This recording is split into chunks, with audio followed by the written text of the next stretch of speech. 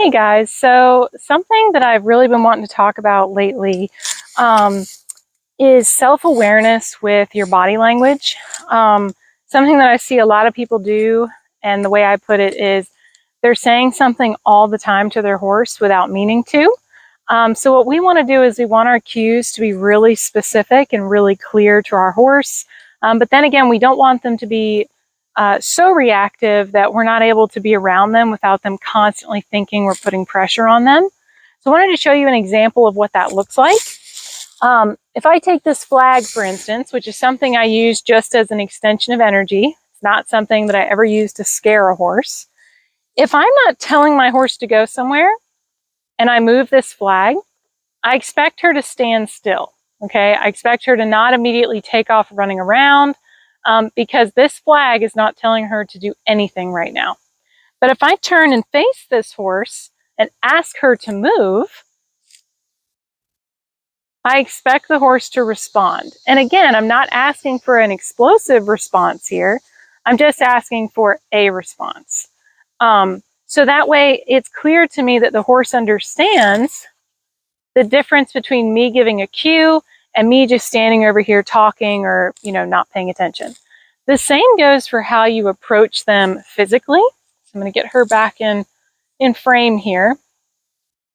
So if I want a horse to actually move away from my energy, I'm going to be very direct about that. So like right here, I'm going to ask that hip to move. I'm going to ask that shoulder to move, okay, or both sides. But I want there to be a difference when I'm not putting pressure on her. So if I'm just walking up to her, I don't expect her to move away from me, okay? But if I say, hey, I want this spot, and I touch her, I expect to get that space. I expect to get that response. So what I tell people all the time is think about how you're approaching the horse. Think about how you're changing your energy. Us just physically existing around a horse puts pressure on them because we have a physical energy.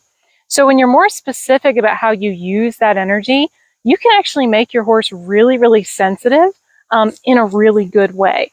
So I'll show you again the difference between walking up to your horse and walking at your horse with energy. Okay, so if I get her square here, all right, a little bit closer. So I'm just going to walk up to her without purpose here, okay? So it's clear here I'm not asking for anything.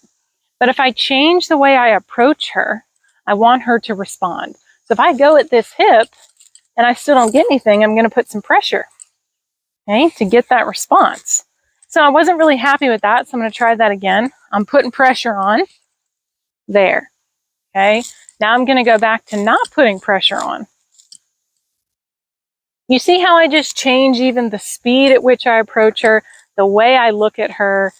I went to a clinic recently where the clinician basically was like, well, I think, if you like bend over and look at their hip or do things like that, it's just really goofy. That might be true, but I like to think the more obvious you make the cue, aka the difference between just existing and then responding to my energy, the better off you're going to be. Horses need you to be really, really obvious and sometimes really exaggerate a cue in the beginning.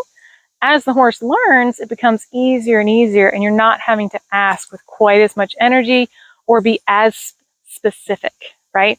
But I don't think it's goofy because when I watch other horses react around each other, that's exactly what they're doing. They're changing their body language and making it very clear what they're looking for.